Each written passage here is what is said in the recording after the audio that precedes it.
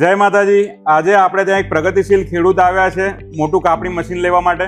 તો ચાલો આપણે એમની સાથે થોડી ચર્ચા કરીએ।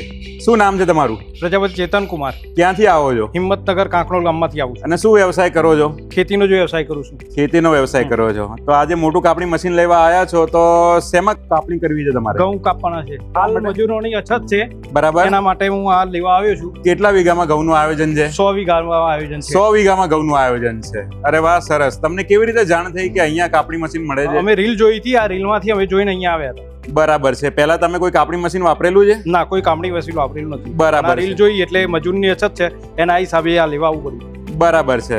સરસ સરસ સરસ। તમારું ખેતીનું આયોજન પણ સરસ છે અને મશીનનું જે આયોજન કર્યું છે એનાથી તમારા જે મજૂરની તકલીફ હતી એમાં તમને થોડી રાહત થઈ જશે। હા, એટલે જાતે જ ફેરવવાના છો? તમારું પોતાનું આયોજન? ના, ડ્રાઈવર છે આપણા જોડે। ડ્રાઈવર છે, એ જ ચલાવવાનો છે। સરસ। તો જે પણ ખેડૂત મિત્રોને આ પ્રકારના કાપણી મશીન લેવાની જરૂરિયાત હોય, જેને ઘઉં એકદમ નીચેથી વાળવા ગમતા હોય અને ઘઉંના ભૂસામાં પણ ઇન્ટરેસ્ટ હોય કે ઘઉંના ભૂસાનો સારો ભાવ મળે છે એમાં ઇન્ટરેસ્ટ હોય, તો એ આપણું કાપણી મશીનથી એમના ઘઉં વાઢી શકે છે અને ભાડે ફેરવવાનો ધંધો પણ કરી શકે છે। ઉપર વિગત આપેલી જ છે, તમે અમારી સેલ્સ ટીમને સંપર્ક કરી શકો છો।